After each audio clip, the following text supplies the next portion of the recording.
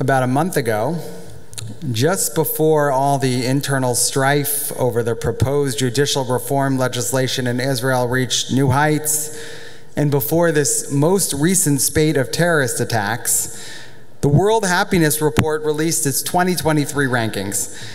And you may be surprised to learn that Israel ranked as the 4th happiest country in the world, behind only Finland, Denmark, and Iceland. Just to put that in context, the United States ranked at number 15, Belgium was 17, and England was 19. Despite being surrounded by countries who at best don't acknowledge its legitimacy and at worst want to wipe it off the face of the earth, despite living in constant fear of suicide bombings or rockets or, God forbid, an Iranian nuclear bomb, despite perpetual political instability and constant infighting, Israel is one of the top 5 happiest countries in the world. The way that the World Happiness Report works is that respondents are asked to evaluate their life as a whole. It's not an emotional assessment that evaluates whether or not you smiled yesterday, but rather it's an assessment of your overall happiness with your life on a scale from 1 to 10. A 1 would be a deeply unhappy life. A 10 would be an extremely happy life. In Israel, the average life in the year 2023 ranked at an 8. And yes, admittedly, the report was released before the country was turned upside down last month, but if that data were to be collected today, I don't think the results would be any different. And so the question is why? Why are Israelis able to not only tolerate their daily existence, but actually to flourish and thrive as a people? And to begin to answer that question, I want to take us back to 1949, to the year after the State of Israel was established. You know, President Truman called Ben-Gurion to congratulate him and to officially recognize Israel only 11 minutes after the state was declared. But 9 months after the state was established, England had still not yet officially recognized the State of Israel. Ernest Bevin, the British foreign minister, felt that Israel was just too controversial and that by officially recognizing the Jewish state, Britain would be alienating itself from some of its closest and most significant international allies. So in response to Bevin's reluctance to recognize Israel, Winston Churchill delivered one of his most powerful and enduring speeches to the British Parliament. And here's what Churchill said.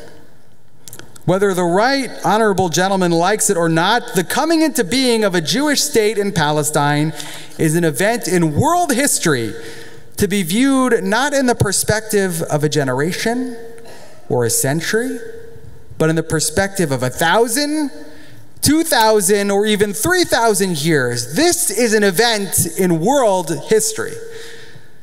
Churchill was saying that the establishment of the State of Israel wasn't only a Jewish miracle. It wasn't only one of the great miracles of the 20th century.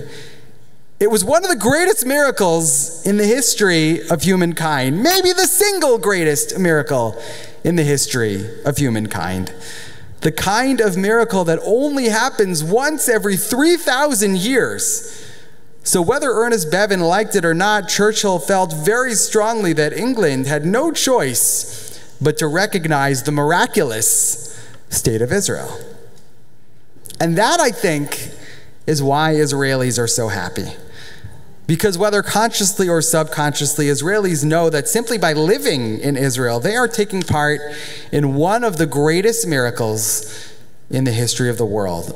Of all peoples of the ancient world, the Assyrians, the Egyptians, the Babylonians, the Greeks, the Romans, it is only Israelis who live in the same place, speak the same language, and practice the same religion as was practiced thousands of years ago. The story of the return of the Jewish people to our ancestral homeland merely 3 years after the liberation of Auschwitz is one of the great dramas of human history. And if that's not something to be happy about, then I don't know what is. In 1967, the Anti-Defamation League commissioned Rabbi Abraham Joshua Heschel to write a book about explaining the Jewish passion for Israel to a Christian audience. And to fulfill that assignment, Heschel traveled to Jerusalem just weeks after the miraculous military victory of the Six-Day War. And the book he wrote as a result of that trip, called Israel, An Echo of Eternity, is a beautiful, poetic, and deeply moving tribute to both the land and the state of Israel. As Heschel writes, the return to the land is a profound indication of the possibility of redemption for all humanity. Stand and behold, the unbelievable has come about. What is the meaning of the state of Israel? Its sheer being is the message. Non-participation in the drama is a source of embarrassment. This coming week, we will be celebrating the 75th anniversary of the establishment of the State of Israel. And I want to acknowledge that we are in the midst of an extremely difficult moment for Israel and for all of us. Tension with the Palestinians is ratcheting up. Terror attacks are becoming a near daily occurrence, and the country continues to teeter on the brink of civil war. Yet despite all of that, Heschel's words continue to resonate. We are living less than a century after the reestablishment of a Jewish state in the Jewish homeland following 2 millennia of exile, which means that we are among the luckiest Jews in history. As Heschel so eloquently put it, the sheer existence of the state of Israel is the message of Israel. And we all have an obligation to actively participate in the drama of the miracle. In that spirit, I want to invite all of you to celebrate Israel with us this coming week in Livingston. Tomorrow at 5 p.m., please join us at Livingston Town Hall as we raise the Israeli flag and sing Hatikvah together. And on Wednesday, Yom HaAtzmaut itself, Israel's 75th birthday, please join us for a big birthday celebration for Israel at the Livingston Community Center from 4:30 to 7:30. There will be Israeli food and games and all kinds of different activities for kids.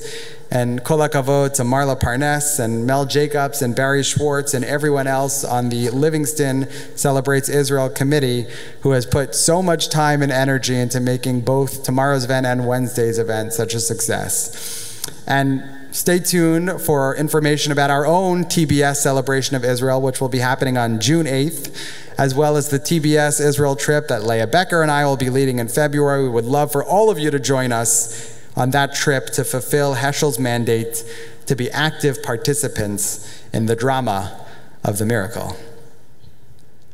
In the end, of course, Winston Churchill prevailed. England officially recognized Israel on May 13th, 1949, one day before the first anniversary of the establishment of the state. And when they did, Chaim Weizmann, Israel's first president, sent Winston Churchill a telegraph expressing his gratitude for Churchill's support. And Churchill sent a telegraph back to Weizmann containing only 3 words: "The light grows."